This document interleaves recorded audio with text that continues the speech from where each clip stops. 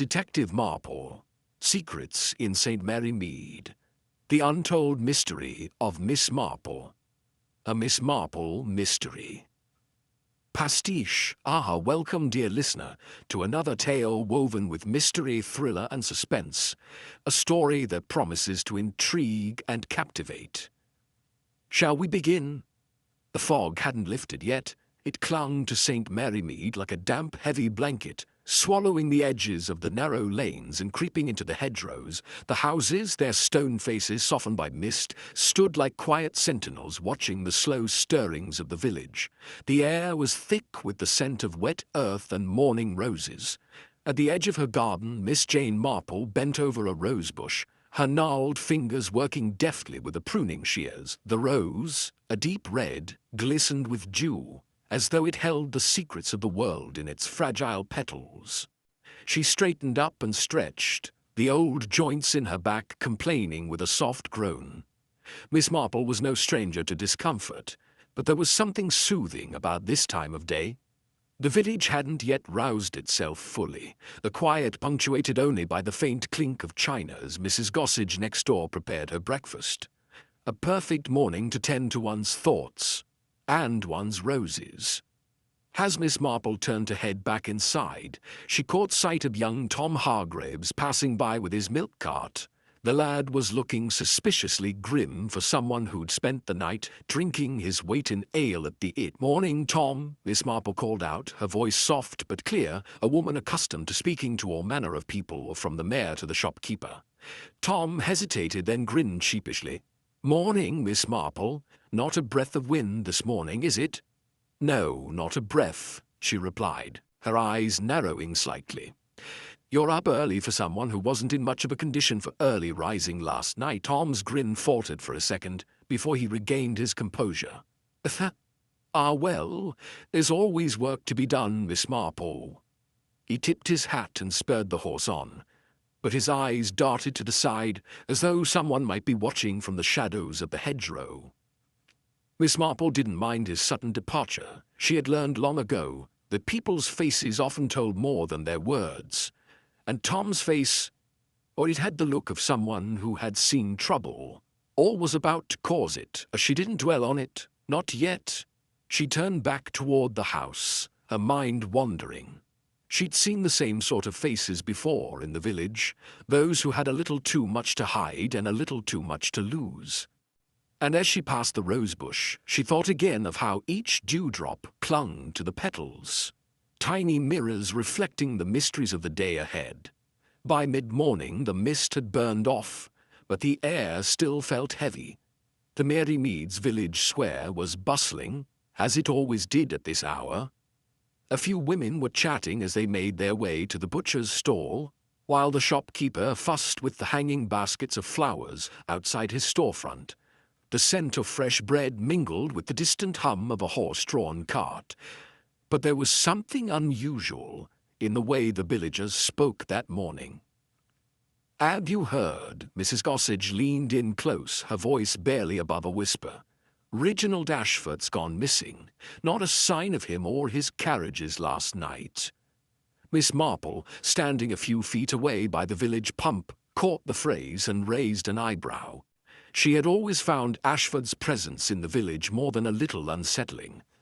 A man who dripped wealth, but never quite fit in with the genteel folk of St. Mary Mead. "I heard his carriages were seen at the station last night, but no one saw him get on the train," Mrs. Gossage continued, her voice dropping even further.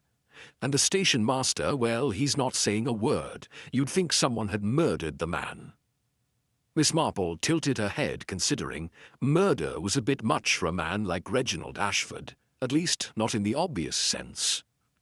But there was something about the way people were talking that suggested more than just a simple disappearance. A few paces away, young Tom was leaning against a wall, eyes scanning the village as if searching for someone. Miss Marple caught his gaze for a brief moment, then watched as he quickly looked away, rubbing his nose as if he hadn't been caught eavesdropping. "Not much of a loss, is it?" Mrs. Gossage muttered, her tone turning scornful. Ashford was nothing but trouble. Money, money, money. Always chasing after it like a dog after a bone. "That's usually how it goes," Miss Marple replied dryly, her gaze sharpening. She adjusted her shawl, moving to a nearby bench. "People always think the same thing, especially when someone's been getting too comfortable with things they shouldn't be. But I'm sure there's more to it than that." Her eyes followed Tom as he turned the corner and disappeared from view. Miss Marple's mind was already working its way through the possibilities. Missing carriages, the odd behavior of the station master, and the man's reputation as someone who would stop at nothing to get what he wanted.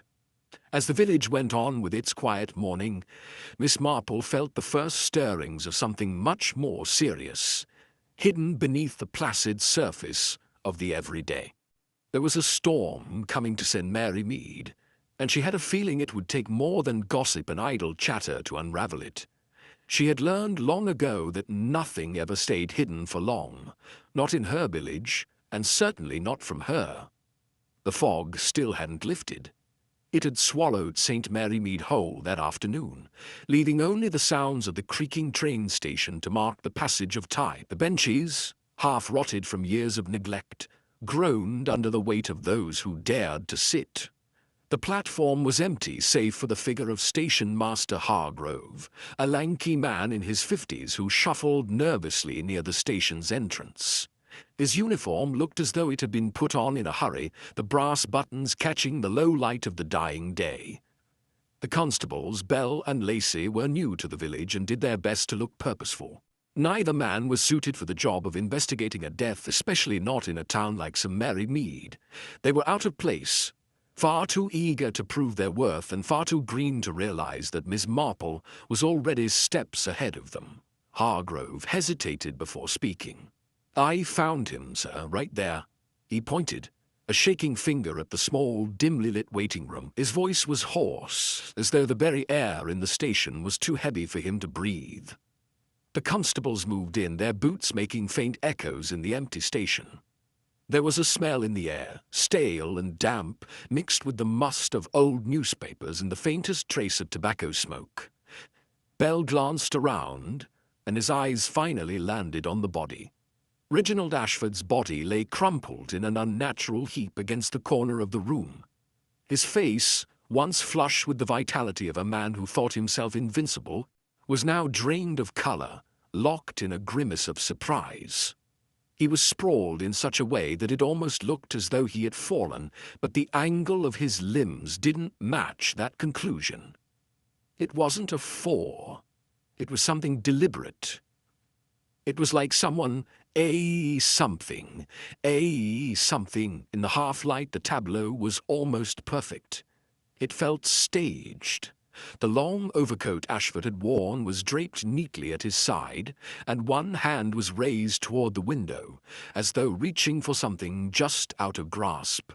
The other lay limp beside his body, fingers frozen in a curl as though they had been caught in the middle of a desperate gesture. His eyes stared vacantly at the ceiling, not quite focusing, as if he had seen something that had brought him to his end, something neither the station master nor the constables could see. "You're sure he didn't move himself?" Lacey asked, the edge of uncertainty in his voice. Sir," Bell replied curtly. "I don't think he did. But then, who would? The place is empty, it's the middle of the day, and no one came through here. Not a soul." A slow, uncomfortable silence filled the room. Miss Marple, perched on the edge of a bench just outside the station's office, had been watching from the shadows, her knitting needles tapping rhythmically in her lap. She had heard the commotion and had seen the constables arrive with a great deal of noise and a lack of direction. No one had noticed her yet, and that was fine by her. In this village it was best not to be seen unless one had to be. The constable stepped cautiously into the small waiting room, the only light coming from the half-open window and a single overhead bulb flickering faintly. Bell crouched beside Ashford's body, trying to maintain the formality of his position as he examined the scene. Lacey stood a little farther back, awkward, glancing around as though waiting for someone with experience to tell him what to do next. Hargrove, still standing in the doorway, wiped his brow and looked over at Miss Marple, who hadn't moved an inch. He shifted uncomfortably before speaking. "Mrs. Marple, ma'am, don't you think you should stay out of the way?" She finished for him with a dry chuckle. "I assure you, Hargrove, I've seen far worse in my time." She looked at the men intently, her eyes narrowing as if weighing their movements. "I trust you're not planning to move anything until the inspector arrives?" Bell grunted. "Course not, Mrs. Marple, just making sure there's no evidence to be—" His words died as he noticed something. He bent closer to the train timetable hanging crookedly on the wall. His hand hesitated just a few inches away from it. Miss Marple's gaze flicked to the timetable. Her eyes were sharp, but her movements deliberate and unhurried. She had seen that timetable before. Yesterday, in fact, as she passed through the station on her way home. It had been perfectly in place. Now it wasn't. The edges of the timetable were unevenly torn, and the paper, faded and yellowed from years of exposure to the station's poor lighting, was skewed slightly to the left, as though someone had tugged it down with just enough force to loosen it from the wall. A casual glance would have missed it, but not Miss Marple. She rose from her seat and approached, her shoes making soft noises against the wooden floor. Hargrove's eyes followed her, unsure of what she was about to do.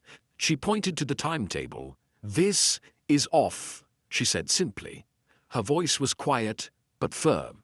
It's as though someone tried to hide something behind it, or perhaps even use it to mask the time of death. "Time of death?" Lacey asked, a note of skepticism in his voice. "How could you possibly know that?" "Because the station timetable is something few people pay attention to," she replied coolly. "But those who are familiar with it, those who use it regularly, know exactly what it tells them. And that," she gestured to the askew paper, "is not what was there yesterday." Bell squinted at the paper, frowning. He didn't see it. Neither did Lacey. Hargrove shifted on his feet, eyes darting nervously between Miss Marple and the two constables. "Don't you find it odd that the only thing touched in this entire room is that timetable?" she continued, as if the answer was self-evident. "It's the first thing a visitor to this room would look at, and look how it's been tampered with. Just enough to make someone question the schedule. Or make someone believe something happened that didn't." Lacey finished for her, his eyes suddenly clearer. Miss Marple gave him a small smile, not quite approval, but something close to it. "Precisely. But let's not jump to conclusions just yet. We have a dead man to deal with." Miss Marple's gaze shifted back to Ashford's body, her eyes narrowing in silent observation. The body itself was no mystery. It was the why and the how that were starting to take shape. The timetable had been disturbed to point them in the wrong direction, to lead them to believe that Reginald Ashford's death had happened at a different time, or perhaps had been faked altogether. But that wasn't the whole story, was it? No, Miss Marple knew better. This wasn't just a crime of opportunity. It was the kind of murder where the perpetrator thought they were cleverer than they really were. And when people thought they were clever, they often made mistakes. Subtle mistakes. And those were the ones Miss Marple would catch. The thoughts were interrupted by the arrival of another constable, this one older and clearly more experienced, his boots steady on the wooden floor. Miss Marple stepped aside to let him take charge, but her mind was already on the next move. In St. Mary Mead, people liked to believe that nothing ever happened out of the ordinary. But as she looked down at Ashford's body, she knew that whatever had happened here would shatter that delusion. It was just a matter of time. The constabulary was quiet. It had been quiet for years, tucked away on a side street just beyond the main square, its stone walls worn by time. The only thing that ever seemed to stir within those walls was the occasional rumbling of a distant train or the hum of the town's murmurs. Today, though, the air was thick. You could taste the tension hanging around the room like smoke, curling between the chipped paint and the scattered files. Lionel Eastwood sat in the stiff chair across from Constable Lacey, his fingers, long and tapered like someone who had spent too much time on delicate business, twitched slightly under the weight of the silence. He wasn't sweating, but there was something in his posture, a slight slouch, a shift in his seat, that spoke of a man used to power but now caught off guard. He was dressed immaculately, as he always was, dark woolen suit, sharp cut, a tie that looked more expensive than most people's homes, but his eyes, dark and sharp, with the kind of intelligence you don't trust, betrayed something else, something far less refined, a man at odds with his circumstances. Lacey leaned forward, his thick mustache bristling with the effort to keep his voice steady. "Mr. Eastwood, we've already been through this. You say you're on the midnight train." Alone. Eastwood's lips tightened, but he didn't flinch. He didn't have to. "I was. Alone. My alibi is as airtight as you could hope for in a case like this." Lacey's fingers drummed the table. "We've checked with the station. They say the train was late. It was. There's no record of you getting on, not a single witness." Eastwood's jaw twitched, but his voice didn't waver.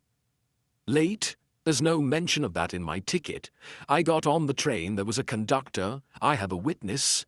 He leaned back in his chair, the smallest hint of pride in his voice, as though his claim had settled the matter. The constable's lips parted, then pressed together as if fighting off an impulse. He glanced over at Miss Marple, who stood just outside the door. She'd been observing the entire exchange, her sharp eyes taking in every detail, every shift in Eastwood's expression. "You're sure about this, Mr. Eastwood?" Miss Marple asked, her voice quiet but piercing. She'd stepped into the room without anyone noticing. The other thing that came with years of practice, she took a chair beside the constable and rested her hands on her lap. Eastwood turned to her, his gaze flickering for just a moment. "Of course, Mrs. Marple. It's as simple as that.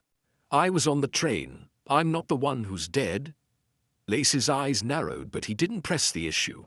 Miss Marple's words hung in the air like smoke, her casual tone making Eastwood shift uneasily in his seat.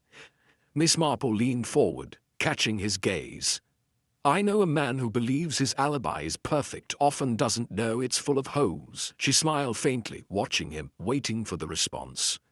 Eastwood's mouth tightened, but his eyes flickered again. The lie was barely concealed under his polished exterior. He didn't want to look guilty. But there was an edge to his voice now, something jagged hiding beneath the surface. "If you think you can twist my words into something they're not, Mrs. Marple, you're mistaken. I'm innocent." But there was something about his posture, the slight sweat beginning to bead at his temple. His arrogance had been there, but it was fading now. Miss Marple said nothing further, just watched as his confidence began to crack. Outside the constabulary, a thick fog had rolled in, the kind that turned everything into silhouettes. It was like the village was holding its breath, waiting for something to come to light. Inside, Lacey was pacing, his boots making uneven sounds on the creaky floorboards. The clock ticked relentlessly, each second dragging on, his thoughts turning back to Eastwood's alibi. It was too perfect. And that nagging feeling in the pit of his stomach wouldn't leave him. He opened the folder on the desk and stared down at the printed timetable from the train station. The paper was worn, yellowed at the edges, but the ink was still legible. He ran his finger down the columns, comparing times. The midnight train, Eastwood's train, had been late, but not by much. A small discrepancy that seemed trivial until you looked closer. Miss Marple's voice broke through his thoughts. "Lacey, you're looking at this all wrong." He turned, annoyed. "What do you mean?"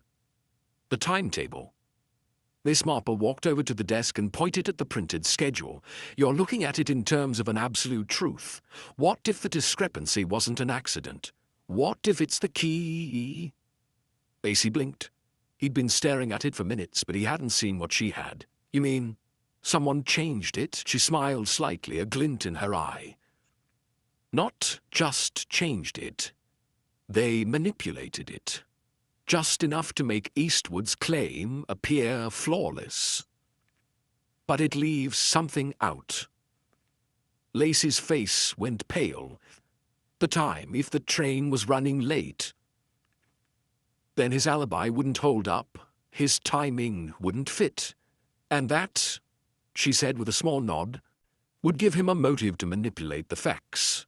Lacey's hand hovered over the timetable, tracing the subtle lines, the tiny marks that spoke of tampering. The ink was faint in certain places, smeared, as if someone had used the schedule to cover something else up. Miss Marple looked at him with quiet satisfaction. "There's always a gap, Lacey, and sometimes those gaps are where the truth hides." Lacey sighed. "You think Eastwood's lying. I think he's trying to hide something. And I think we've just scratched the surface." Outside, the clock continued its slow tick, marking the passage of time. As Lacey glanced at Miss Marple, he felt the weight of it, of the thing they hadn't yet uncovered, that he knew, with a certainty that was both unsettling and thrilling, that the game was just beginning. He walked over to the door, pausing to glance back. "You've got a sharp eye, Mrs. Marple, I'll give you that." Miss Marple smiled, but it was small, almost imperceptible. "I just know how to look at the things other people don't." Lacey nodded, stepping out into the fog. He wasn't sure what would come next, but he knew Miss Marple was already a few steps ahead of him. The morning was grey, but the village was alive with the usual bustle of St. Mary Mead. The cobblestone streets were already slick with a fine mist, the distant sound of a horse-drawn cart clattering along the main road, punctuated by the occasional muffled footstep on the wet pavement. The village was small enough that its rhythm was predictable, and Miss Marple knew it well. She moved through it like a ghost, unnoticed by most, but seeing everything. She walked with her usual calm, the thick woolen shawl wrapped tightly around her shoulders, the soft click of her sturdy shoes marking time as she made her way toward the station. There was nothing about the morning that suggested anything was out of place, and yet the air felt thick, as if it were waiting for something to shift. The station came into view soon enough, sitting squat and unremarkable against the backdrop of the village's neat, tidy buildings. It was a place people passed through, never lingered. Miss Marple knew the place well. She'd caught many a train from it in her day, but she hadn't bothered with it lately. The sight of it now stirred an old unease. She'd been avoiding it, but today, she wanted to see for herself. The platform was empty, save for the scurrying feet of a few early risers going about their business. The windows of the station building were slightly steamed, and the slight whiff of stale tobacco clung to the air. She stepped inside, greeted only by the low hum of the single overhead light. The station master was nowhere in sight, and Miss Marple made her way to the notice board, letting her eyes trace the familiar list of train times. But there was something wrong. She leaned closer to the timetable and immediately saw it. A slight tear at the top corner, just enough to obscure part of the listed times.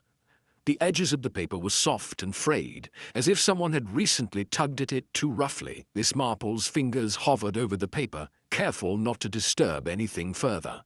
She could almost feel the ripples of a quiet deceit underneath the surface, an insignificant detail that screamed louder than the rest. The dates and times were not quite what they should be. The train she was interested in, the Midnight Express, had been scheduled for departure at 11:50 p.m. the night before, but now it was listed as leaving at 11:55 p.m. It was a small discrepancy, but small things added up, and when something didn't feel right, Miss Marple knew how to look closer. Every line and number on that battered board whispered of tampering. A quiet deceit hidden in plain sight, much like the secrets of the human heart, she thought, straightening up and letting her fingers linger on the paper for a moment longer. She stepped back, already mulling over the possibilities. Who had touched it? Who had the access to the timetable? More importantly, who would benefit from altering something so trivial? Miss Marple turned on her heel, her mind already moving to the next step. There were other ways to find out what was happening here. The train station wasn't the only place in St. Mary Mead where secrets were kept. The tea room was quiet, as it always was in the early hours of the day, the sort of place that smelled faintly of scones and gossip. It was a place Miss Marple often visited for her morning respite, enjoying the steady murmur of the few village folk who came to take their tea and exchange the usual pleasantries. Today, though, the atmosphere was different. The usual casual chatter had a nervous edge to it. Miss Marple seated herself in her usual spot near the window and waited for the tea to be served. She knew better than to rush these things. A good conversation didn't start until the cups were poured and the clinking of teaspoons had settled into the rhythm of the room. "Lovely day for a cup of tea, Mrs. Marple," the attendant said, as she set down a teapot with a clink. "I hope you're not letting all this business with Mr. Ashford disturb your peace. Awful business it is." Miss Marple smiled faintly. She didn't need the station attendant to tell her that. The village had been buzzing with rumors ever since Ashford's body had been found. The man's reputation had certainly made waves in the small town, and now that he was gone, those waves hadn't quite stopped. In fact, they were growing bigger by the minute. "Oh, I'm not disturbed," Miss Marple replied calmly, folding her hands in her lap. "But I do hear whispers. People always think they know more than they do." The attendant smiled faintly, an old woman's smile, full of knowing and secrets. "It's the truth, isn't it? I've been hearing all sorts of things myself. About the train. Mr. Collins, he's the conductor, you know. He's been acting odd, just a little too nervous for my liking. You'd think he was hiding something, though he swears it's all above board. As far as I'm concerned, something's off about him." Miss Marple's ears pricked up. She took a small sip of her tea, watching the attendant over the rim of her cup. The woman's words were not without purpose, and Miss Marple had learned long ago that people often let slip far more than they realized in casual conversation. "I did see him hanging around the station after hours the other night," the attendant continued, lowering her voice. "Checking the timetables. He was gone for hours, but he'd never tell anyone what he was doing, and when the constables asked about the schedule for that night, well, let's just say he didn't look too happy to answer."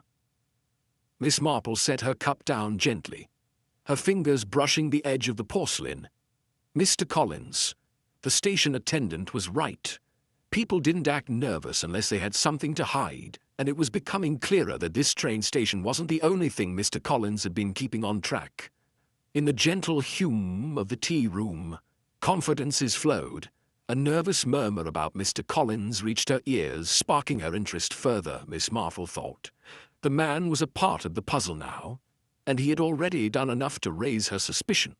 "Well," Miss Marple said lightly, placing her napkin neatly beside her plate. "Thank you for the tea. I think I've heard all I need to hear for now." The attendant's eyes flickered with a mixture of relief and curiosity, but she said nothing further. Miss Marple rose slowly, taking her time as she slipped her shawl back on. The day was far from over, and there were more questions to be asked. The pieces of the puzzle were starting to fit together, and Miss Marple was growing more convinced with each passing hour. The train had been tampered with, the timetable altered, and someone, likely someone very close to the station, had played a part in making sure that the alibis held. But why? That was the question that burned at the edges of Miss Marple's mind as she left the tea room behind and set off toward the station again, her eyes sharp and focused. There was more to uncover, and Miss Marple had every intention of finding it. The late afternoon sun hung low in the sky, casting long shadows over St. Mary Mead.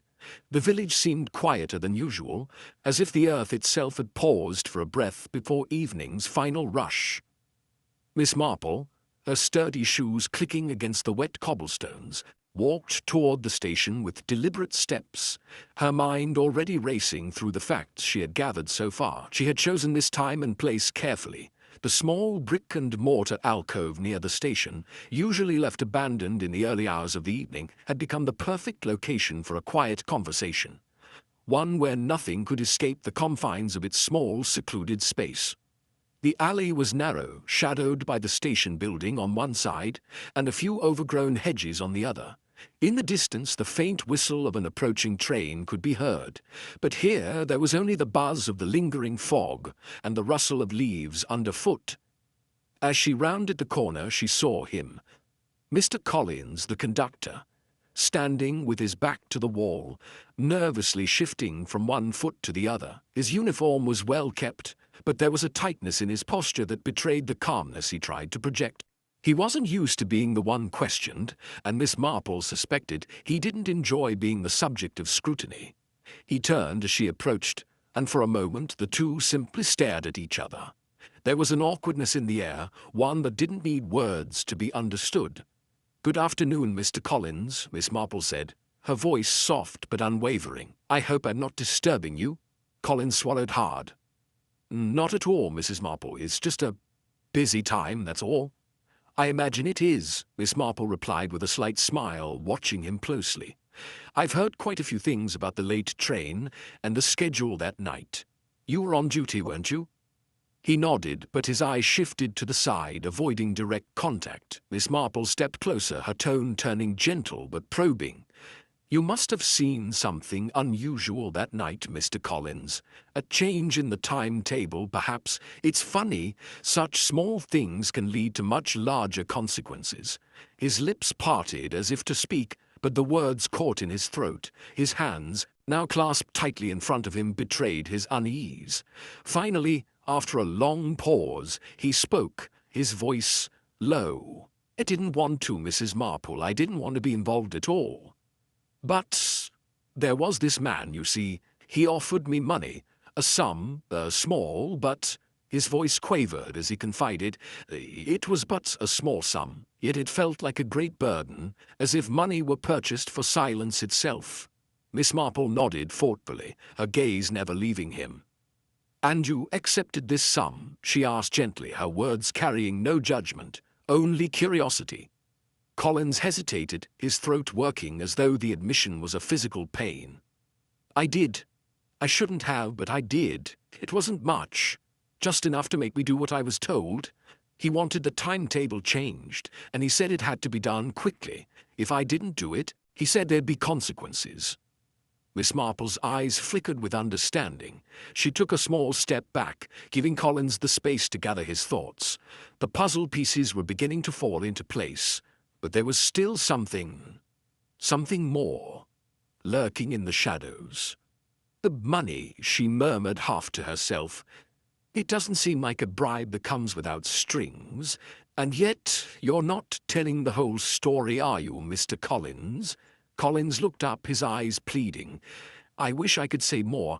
I didn't know who he was. Just a man in a dark coat with a voice that sounded—" He trailed off, his lips pressed into a tight line.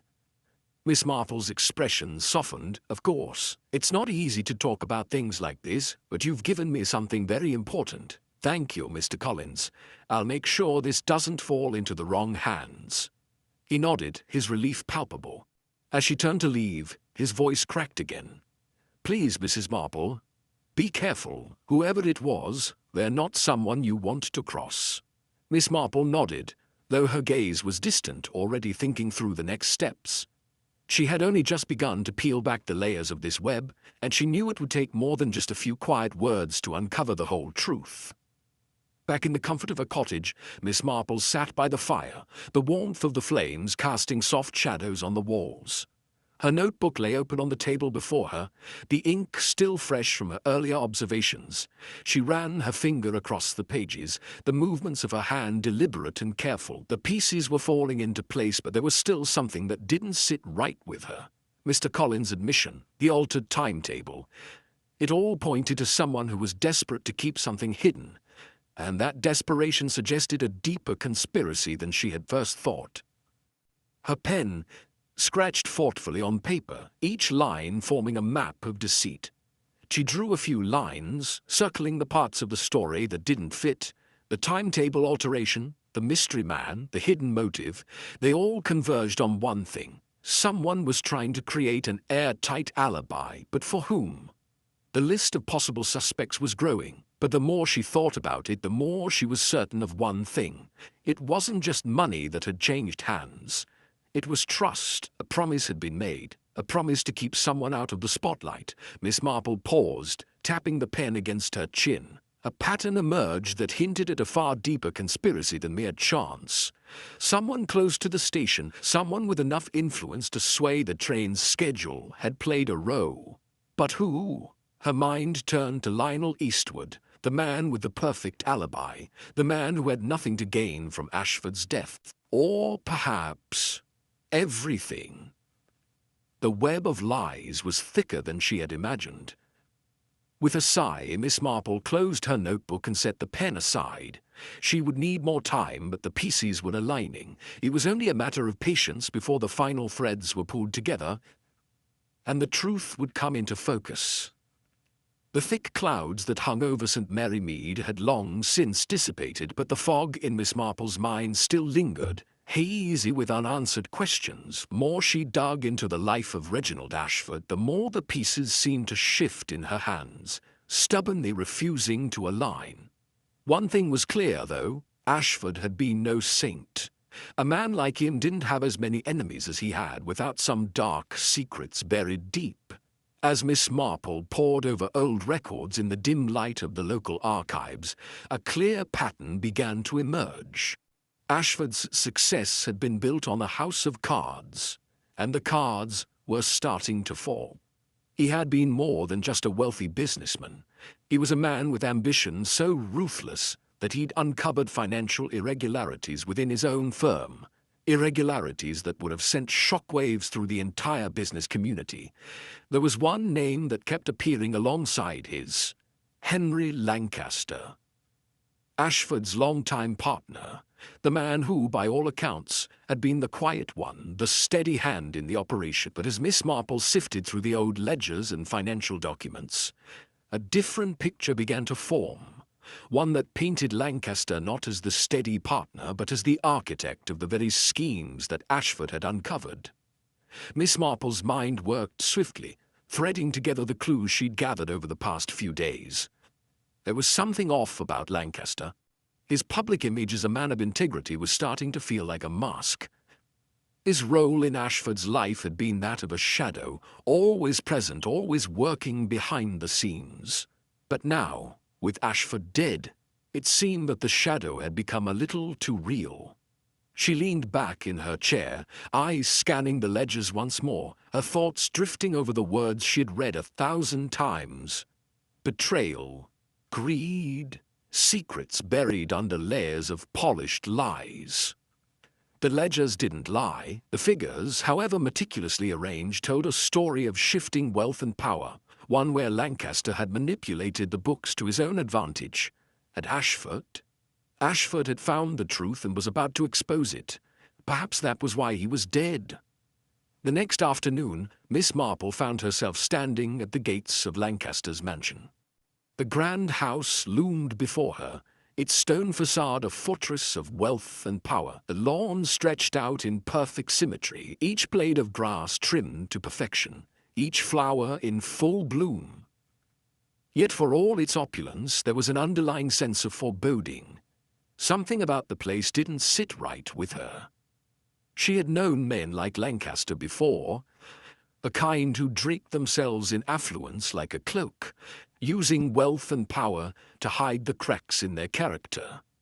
There was no shortage of people who believed Lancaster was a man of honor, but Miss Marple wasn't one of them. She had seen enough of the world to know that masks had a way of slipping, and when they did, they exposed a truth that could be far more dangerous than anyone realized. As Miss Marple approached the front door, the butler, a man as prim as the house itself, opened it with the same careful precision he would use to handle the finest china. "Mrs. Marple, I presume?" he asked, his tone polite but not overly welcoming. "Victor Lancaster is expecting you." "Thank you," Miss Marple replied with a polite smile, stepping past him and into the grand hallway. The inside of the house was just as imposing as the outside. Expensive paintings adorned the walls, their frames gleaming under the soft light of crystal chandeliers. The air smelled faintly of cigar smoke and rich leather, as though the house itself had been built to trap the scent of wealth. She was shown into a drawing room, a space dominated by heavy furniture and dark wood paneling. Lancaster was sitting in an armchair, his hands folded in front of him, a glass of brandy resting at his side. His eyes were sharp, calculating, but there was a nervousness in his posture that Miss Marple noted immediately. He wasn't the confident, collected man he appeared to be in public. Here, in the privacy of his own home, he seemed like a man trying desperately to hold on to something that was slipping through his fingers. "Mrs. Marple," he greeted her, his voice smooth but carrying an edge of tension. "I'm glad you could join me." "I'm sure you are," Miss Marple replied, taking a seat across from him. "I don't think we've had the pleasure of meeting under such circumstances before, Mr. Lancaster." His smile was thin, but it was there. "Yes, well, the circumstances are less than ideal." "Indeed," Miss Marple said, letting the word hang in the air. She paused, watching him closely. It's a pity about Mr. Ashford, isn't it? He was, after all, a partner in your firm." Lancaster's eyes flickered for a moment, but he quickly regained his composure. "Reginald was a complicated man. We had our differences, but he was a vital part of the business. His loss will be felt both professionally and personally." Miss Marple nodded slowly. "I'm sure. It's always such a shame when a man like that is taken so suddenly." She leaned forward slightly, her voice softening. "You must have been devastated by the news." Lancaster's hand tightened on his glass, and for a moment Miss Marple thought he might not answer. But then he exhaled slowly, his eyes narrowing as though he were considering his words carefully. "Of course, Mrs. Marple, it's a difficult thing to lose someone you've known for so long." There was a pause, and then Miss Marple's gaze shifted, falling on a woman who had entered the room unnoticed. She was standing near the door, watching them with a cool, assessing gaze. She was tall and striking, with dark hair, and a presence that seemed to command the room. "Clara." "Ah, Miss Clara," Miss Marple said, turning her attention to the woman. "I didn't realize you were here." Clara stepped into the room, her heels clicking sharply on the marble floor. She smiled, but there was an edge to it, a smile that didn't quite reach her eyes. "I wasn't aware I needed an invitation to be present, Mrs. Marple." "I'm sure you didn't," Miss Marple replied smoothly. "I only wondered, since I've been hearing a great deal about the close ties between you and Mr. Eastwood." Lancaster's eyes darted toward Clara, but she didn't flinch. "We've done business together," she said flatly, her voice as smooth as the silk dress she wore. "Nothing more." "I'm sure," Miss Marple said, her voice betraying no hint of doubt. Her eyes lingered on Clara's face, noting the supple tension in her jaw. "But sometimes business isn't all there is to a relationship." In the dim light of a grand drawing room, Lancaster's eyes darted nervously as Clara's subtle smile betrayed a knowledge that ran deeper than mere business. A secret that intertwined lives like a well-woven tapestry. Miss Marple's mind was already turning, connecting the pieces. The motive was there, hidden in plain sight. Lancaster's calm demeanor was cracking, and Clara's presence spoke volumes. The game had shifted, and now it was only a matter of time before the truth was laid bare. As she stood to leave, Miss Marple turned to Lancaster with a soft smile. "Thank you for your time, Mr. Lancaster. I'll be in touch." And with that, she stepped out of the room, her mind already piecing together the secrets that had been carefully buried in the shadows of the mansion. The tangled threads of greed, betrayal, and secrets were unraveling, and Miss Marple knew that the final thread was within her reach. The local bank, with its polished wood and tarnished brass fixtures, felt as though it had been built to keep secrets. The high ceilings and narrow windows, shut tight against the afternoon sun, gave it the air of a tomb, where time was measured in ledgers and balance sheets rather than moments or breaths. Miss Marple had visited it before, many years ago, when her savings had been more than just a comfort for her old age. Today she had no intention of making a deposit or a withdrawal. She was here for something far more interesting: the bank records. The clerk behind the desk was younger than Miss Marple had expected, and a little too eager to help her. Perhaps it was her reputation, or perhaps it was the fact that she'd already taken the trouble to clear the matter with the bank manager before she'd arrived. Either way, she wasn't about to let his brisk courtesy distract her from the task at hand. Miss Marple sat at a small wooden table, the records spread out before her. She adjusted her glasses, taking in the rows of numbers and names, all neatly printed in black ink. It should have been boring, nothing more than a long list of transactions. But to Miss Marple, they were the cracks in a wall she'd been chipping away at for days. Her fingers moved over the pages slowly, absorbing the details. The flow of funds was consistent, predictable, until it wasn't. She stopped, her finger resting on one particular line in the transaction log. There, among the deposits and withdrawals, was a transfer that shouldn't have been there. The transaction was dated the day of Reginald Ashford's murder. A sum, not small but not enormous, had been transferred from an account belonging to Henry Lancaster to a man named Collins, Mr. Collins. The same man who had been so nervous when Miss Marple had spoken to him just days earlier. The same man who had been in charge of the train schedule that night. Miss Marple leaned back in her chair, the silence of the room pressing in on her. Ink on paper told a story of clandestine dealings, each transaction a silent testament to a hidden agenda, each number a clue in the labyrinth of lies. The money had been exchanged just hours before Ashford's death. The sum wasn't large, but its timing and recipient spoke volumes. The connection was clear. Lancaster had paid Collins for something, and Miss Marple was certain it wasn't for a simple favor. The timetable had been altered. But why? What had Collins done for Lancaster to make this transfer worth risking exposure?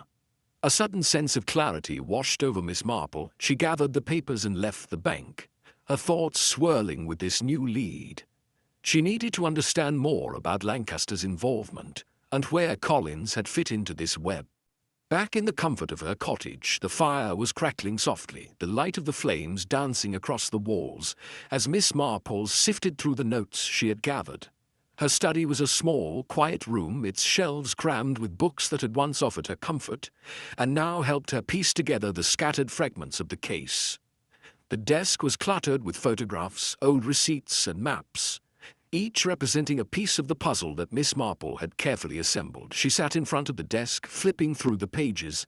The money transfer was the most recent clue, but it had led her down a path that seemed to connect nearly every piece of the case. The altered timetable, Collins' nervous behavior, the suspicious timing of Ashford's murder, Lancaster's sudden cold indifference. All of them pointed to the same conclusion. Miss Marple's pen scratched across the paper, drawing lines between facts, each line representing a connection that was more than mere coincidence. She closed her eyes, allowing the pieces to fall into place, like a clock ticking down toward a revelation. In her mind, the sequence of events unfolded. Ashford had uncovered something he shouldn't have. A financial scheme, an embezzlement perhaps, involving his trusted partner Henry Lancaster. Lancaster, feeling the pressure of discovery, had begun to take desperate measures.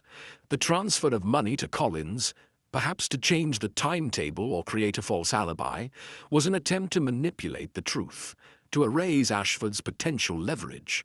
But the more Miss Marple thought about it, the more she began to see a darker side to this tale. It wasn't just money that had motivated Lancaster. It was something deeper, something more personal.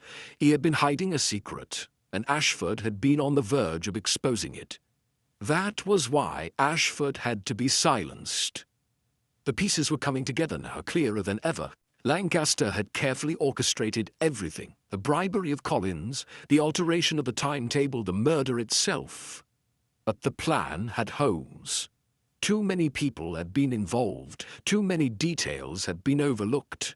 Miss Marple's keen eye had caught them all. With every piece placed in its right order, the picture emerged clearer.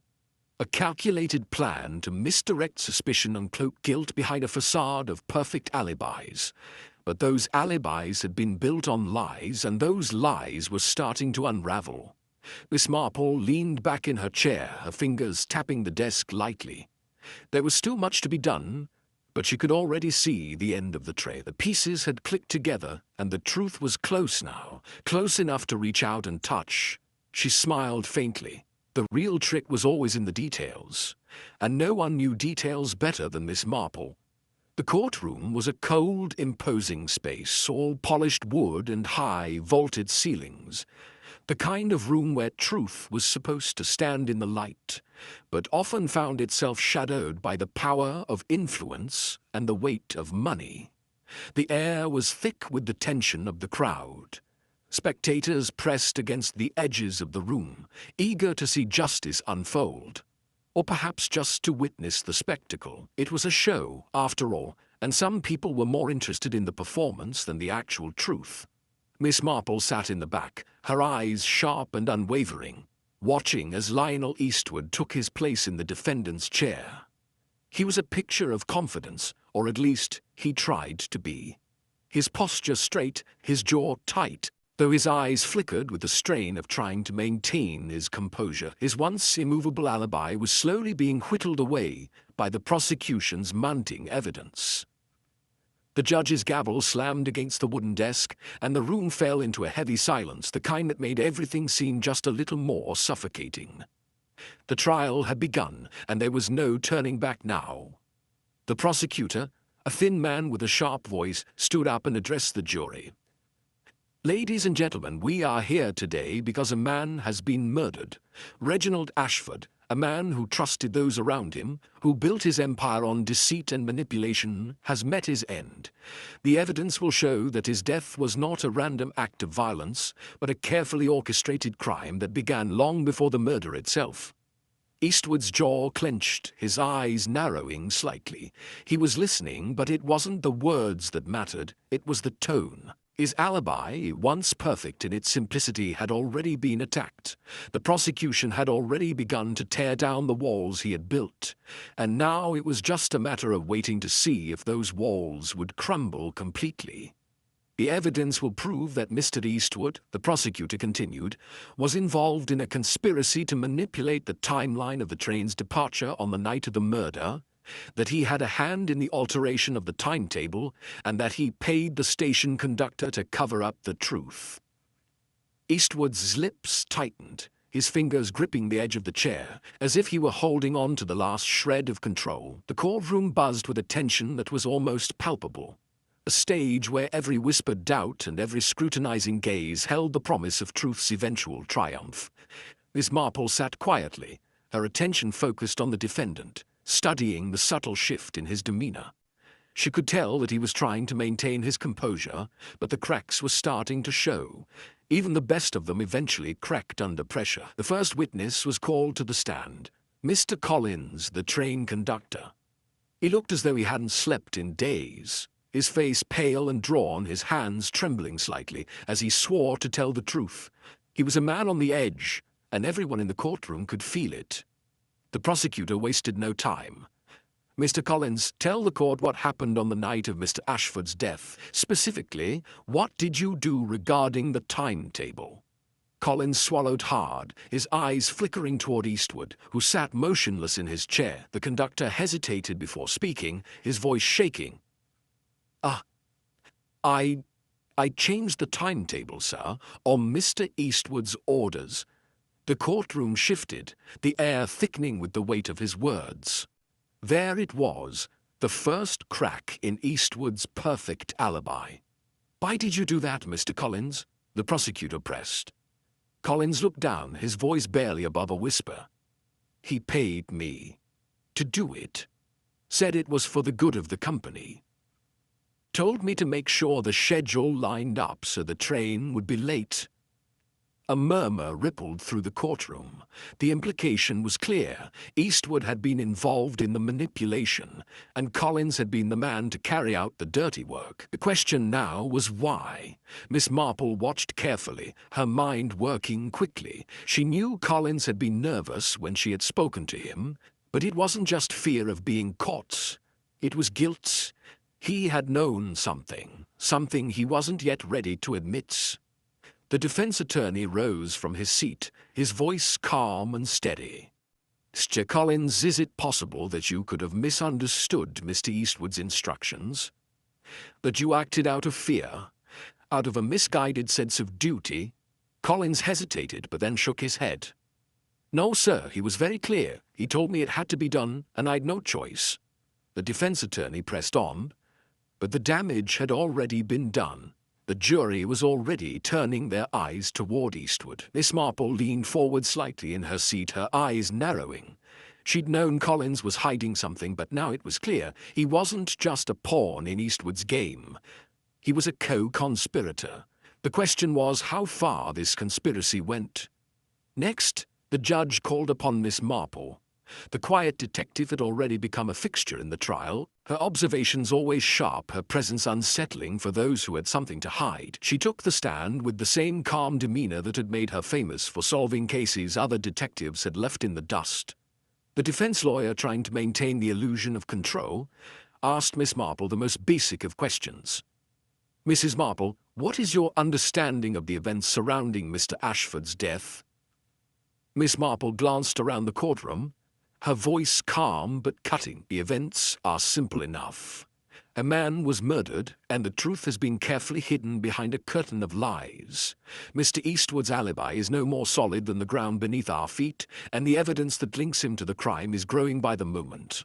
The defense attorney stiffened, but Miss Marple didn't stop. "The timetable was altered, yes, but the question you must all ask yourselves is, why? Why would a man like Mr. Eastwood risk everything for such a petty thing as a timetable? Why, indeed?" The courtroom was dead silent. Miss Marple's voice had dropped to a level where only the judge and the jury could hear. It wasn't just about the timetable. It was about erasing the evidence of a far larger crime. A crime where Mr. Eastwood's hands are far more stained than anyone has yet realized. The defense lawyer faltered, and Miss Marple turned toward the jury, her eyes piercing through the room. Each witness stepped forward like a piece on a chessboard, their words weaving a tapestry of evidence that slowly, inexorably, pointed away from Eastwood's innocence. The walls were closing in on him, and Miss Marple could see it clearly now. The pieces were in place, and the truth was about to be laid bare. The question wasn't whether Eastwood had killed Ashford. It was whether he was the only one involved. And Miss Marple was certain he wasn't. The courtroom was suffocating, filled with the scent of polished wood and the hum of quiet conversations, all muffled by the high ceilings and the weight of the moment. The judge's gavel had fallen moments before, setting the stage for the final act.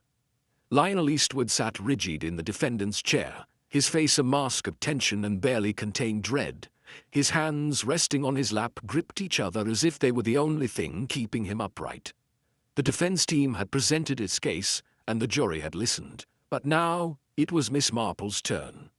Her presence, so often understated, now commanded the room. She stood with her back straight, her calm eyes scanning the faces of the jury, the judge, and the spectators, who were all looking at her, waiting for her to begin. She was no stranger to the courtroom, though she rarely found herself in the spotlight.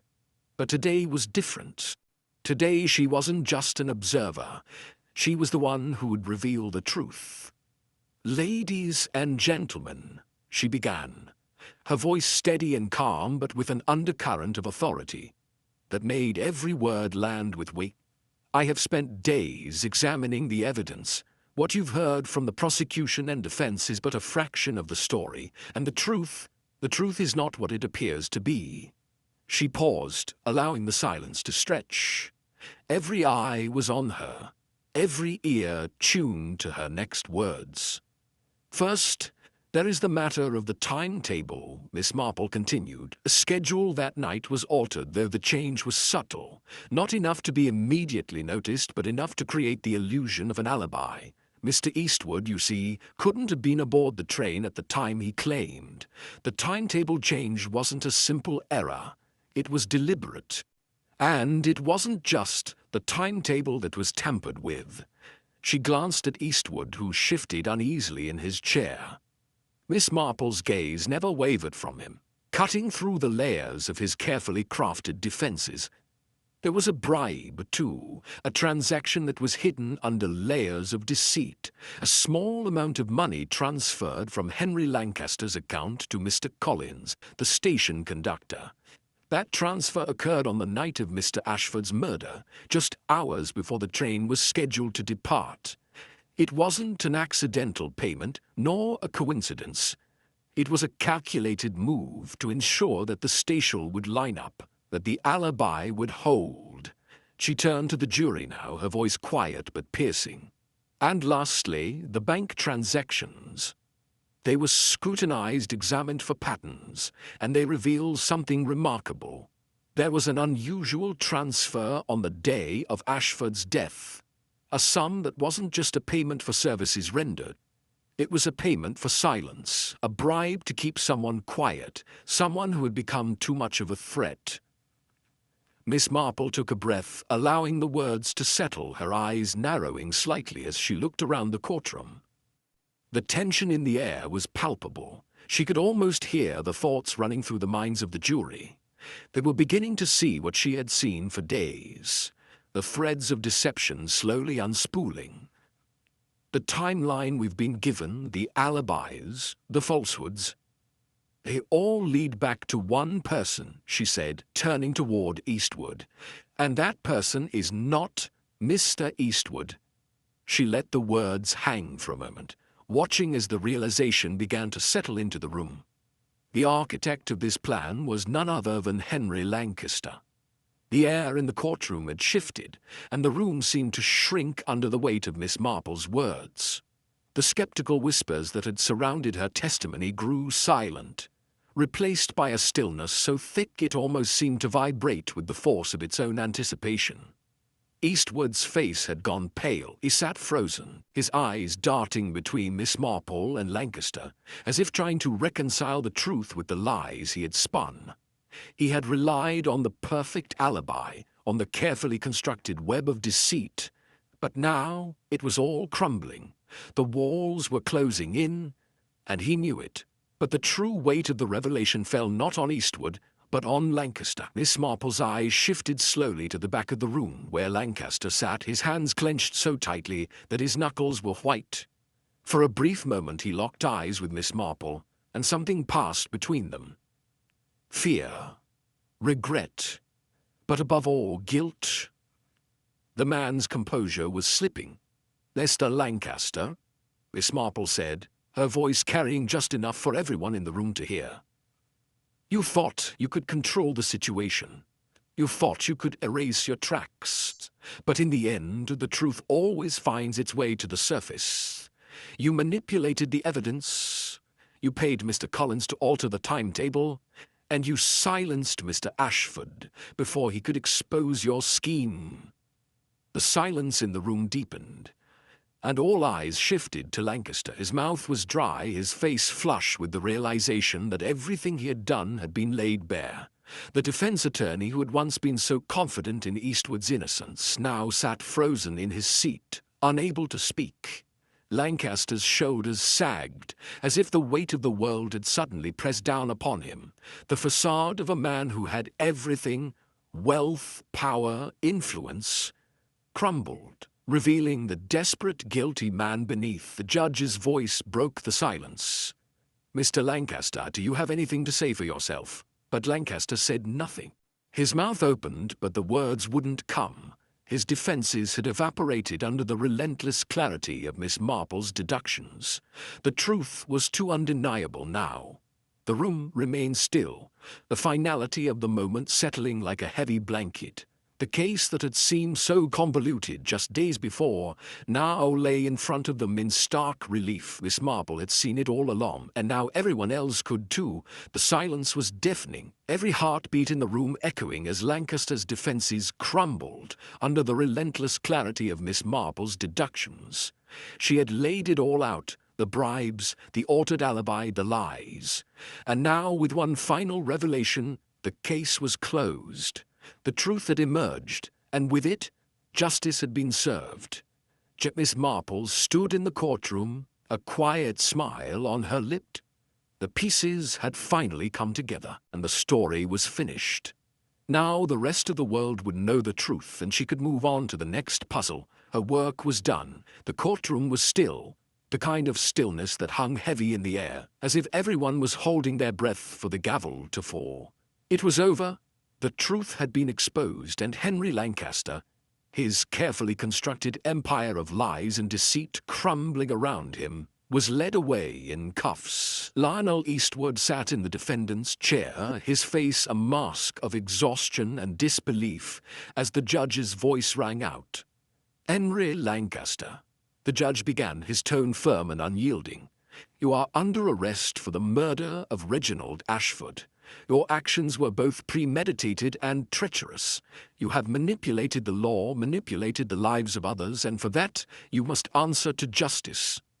The words fell with the finality of a closing door, and the courtroom seemed to breathe collectively, as if the weight of the moment had been lifted. Even the gallery, tense and on edge for weeks, let out a collective sigh. They'd expected this outcome, but it still felt like a new dawn breaking over the dark clouds of doubt that had overshadowed the case. The judge's gavel fell, marking the end of the trial, but it also marked the beginning of something else. As Lancaster was taken away, his eyes met Miss Marple's, just for a moment. There was no anger, no defiance in his gaze, just a cold recognition of the inevitable. His fate had been sealed. The courtroom began to disperse, the murmurs of the crowd growing as people shuffled toward the exits. Some faces were relieved, others disappointed, but all had witnessed the triumph of truth, and in that moment there was a shared sense of catharsis. The scales of justice had been balanced, and the truth had won. Eastwood rose slowly from his seat, his movements stiff as if the tension had drained him of all energy. He looked across the room, his eyes landing on Miss Marple. There was no grand gesture, no words, just a silent understanding between them. His gratitude was clear, though unspoken. He had been exonerated, and it was Miss Marple who had seen through the web of lies to reveal the truth. She gave him a small, almost imperceptible nod, her eyes soft with the quiet satisfaction of a case well solved. She had been the one to untangle the threads, to see through the deceit and uncover the real culprits. But she didn't need thanks. The truth was enough for her. As the last of the spectators trickled out of the courtroom, Miss Marple stood and made her way to the door. The weight of the day had lifted, but she knew there was something to be learned from it all. Something that would stay with her long after the trial had ended. The evening was settling in as Miss Marple sat in her cozy sitting room, the soft crackle of the fire filling the space with warmth. Outside, the evening sky had taken on a deep blue hue, the stars barely visible behind the low clouds. The room was peaceful, the only sounds the occasional tick of the clock and the rustle of Miss Marple's knitting needles as she worked absent-mindedly. Her tea sat beside her, cooling slowly, untouched for the moment, as she reflected on the events of the past weeks. She had seen so much, seen the lies, the manipulation, the power of ambition that could turn a man into something unrecognizable. She had peeled back the layers of deception, watched as the truth finally bled through. The case had been complex, yes, but the truth, as it often did, had emerged in the end. And with it, the restoration of justice. Miss Marple set her knitting aside and picked up the small, well-worn diary that rested on the side table. It was a habit of hers to write down her thoughts at the end of a case. Nothing too formal, just reflections on what had transpired and what lessons could be learned. A pen scratched across the paper and she mused aloud, though no one was there to hear her. "Every secret," she said softly, "has a way of coming to light, even if it takes the patient unraveling of a few twisted threads." She paused, the words settling with her, before continuing to write. The fire crackled in the hearth, its light flickering across the pages of the diary, casting long shadows in the corners of the room. Miss Marple's eyes lingered on the words, her mind quieting as she let herself absorb the lesson. Greed, jealousy, fear. These were the forces that drove men to act in ways that betrayed their better nature. But the truth, always patient, would come to the surface eventually, no matter how much was buried beneath it. She closed the diary with a soft snap, the finality of the motion making her smile just a little. Justice had been served, and yet there was always more to learn, always another puzzle waiting to be solved. She might be getting older, but the world hadn't lost its mysteries. For now, though, she was content. The case had been solved, the guilty had been exposed, and the innocent had been cleared. She was in her element once again, surrounded by the familiar comforts of her home. Miss Marple sat back in her chair, eyes softening as she gazed into the fire, letting the warmth wash over her. The world outside could be as tumultuous as it wanted to be, but here, in this small room, there was peace, and that was enough. The mystery had been solved, and in that quiet satisfaction, Miss Marple allowed herself a moment of rest. Tomorrow the world would need her again. But tonight she could enjoy the simplicity of knowing that truth had once again prevailed. Sir Mary Mead had returned to itself. The cobbled streets, once rife with whispers and secrets, now buzzed with the gentle hum of everyday life. The village, which had been thrown into disarray by the events of the past weeks, had settled back into its familiar rhythm. The grand houses stood watch over the quiet lanes, their occupants resuming their routines with the comfort of routine. In the warm light of late afternoon, the village square looked as it always had. Unchanged, timeless, the scent of freshly baked bread wafted from the bakery, and children ran through the streets, their laughter a distant hum beneath the murmurs of grown-ups who, for once, had fewer reasons to speak in hushed tones.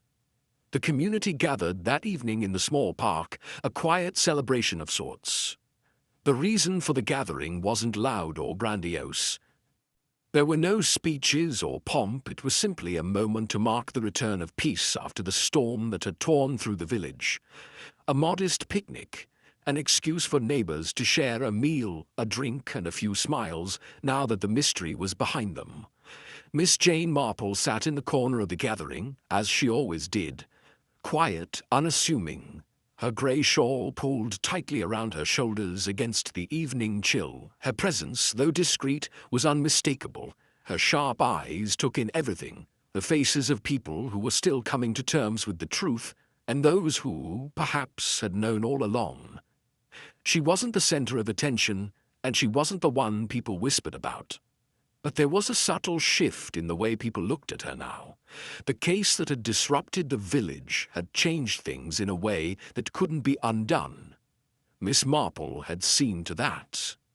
She had unearthed the rot beneath the polished surface, uncovered the lies that had festered for so long, and with an almost imperceptible motion, had set everything right. The village, though restored to its normalcy, now carried a quiet understanding. A sense that no matter how hidden or how deep, truth had a way of finding its way into the light.